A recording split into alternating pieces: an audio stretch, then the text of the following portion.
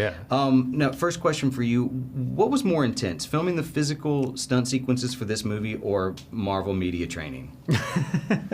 You know what's funny is that I feel like I never got taken into the back room and really given the talking to. So I think maybe they know it's out in the world now, and you just learn not to reveal anything. So. Speaking of which, I'm not going to spoil it here, but there's a surprise at the very end of the movie that I'm surprised has not got out up until this point. So good on you guys. We did our best to, they have very good security people that, the sides get shredded at the end of the day. So, yeah.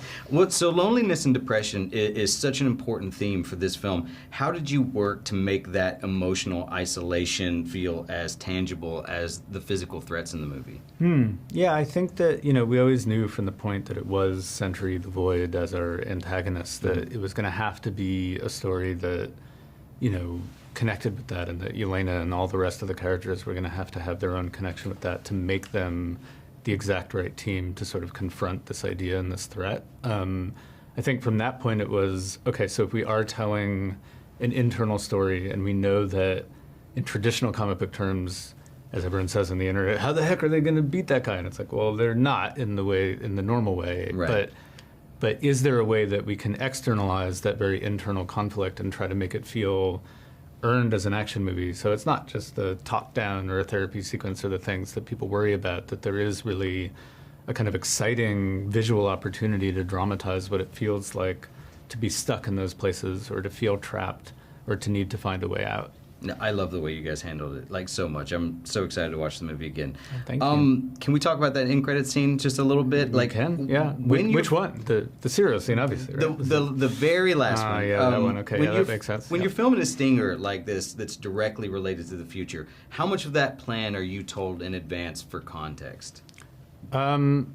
So a couple things about that. I didn't film that scene. I was there when it was filmed, and I can say that it comes from the set of a production that might be starting production right around now, so that might be fun for people to stay and watch. But I was so honored to have that happen.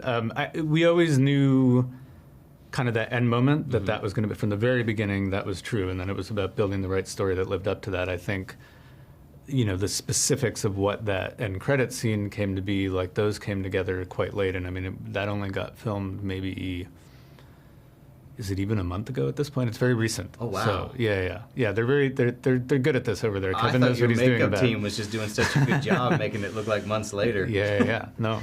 Now, are you hopeful to return to direct another Marvel movie? And if so, would you prefer to do some sort of sequel to Thunderbolts, or are there other characters that you've got your eyes on? I loved working here. I would love to do it again. I love these actors so much. Very protective of them. Very excited to see them go on in this world. I think I, like the rest of the fans, need to see what happens next, and I think it's going to be exciting to watch and then see what sort of comes after that and what opportunities there are.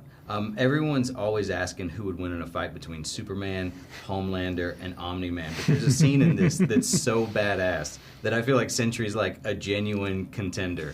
So with that in mind, how do you feel like Sentry would fare if he got added to the mix with those three guys? Have you seen that clip of Stan Lee talking about this? Have you ever seen that clip of him being like, everyone's always asking me, Yep. who would win in a fight, this person or that person? Yep. And the answer is simple. Who the writer wants to win. And we would play that clip all the time because there is this sort of discussion around that. And I just think it's such a great reminder that at its core, these stories work because they're about characters, and that anyone who works in this world has to put character first, and that's what makes the stories go. And so, I mean, I'm obviously going to root for Sentry because I'm on that corner, but it would depend on the story you were telling, and it would come from the internal architecture of what arc you were building would be much more important than just kind of listing out the powers and seeing which one would come out on top. Last question for you real quick. I was curious about the end credits song choice. Nothing's Gonna Stop Us by Starship is a banger. What was the inspiration for that song in particular, other than the fact that it's the greatest duet of all time? Bill Hader's a friend. He obviously did an incredible performance to that song, but really that came from marketing and it being in the trailer, and then we felt like, oh, that is such a classic trailer song, or a classic end credit song, and that might almost feel like if you went right into it, like almost like a tip too far, but because we go into that Alexi beat and because Alexi is our one character who always kind of allows us to engage in those kind of meta ideas because he himself is so invested in the idea of the outward trappings of superhero. You know, he wants the cereal box, and he would want the movie based on Red Guardian, and if there was a movie based on Red Guardian, he would want that to be the credits music, and so we figured we could give that one to him. I love that. Thank you so much for your time.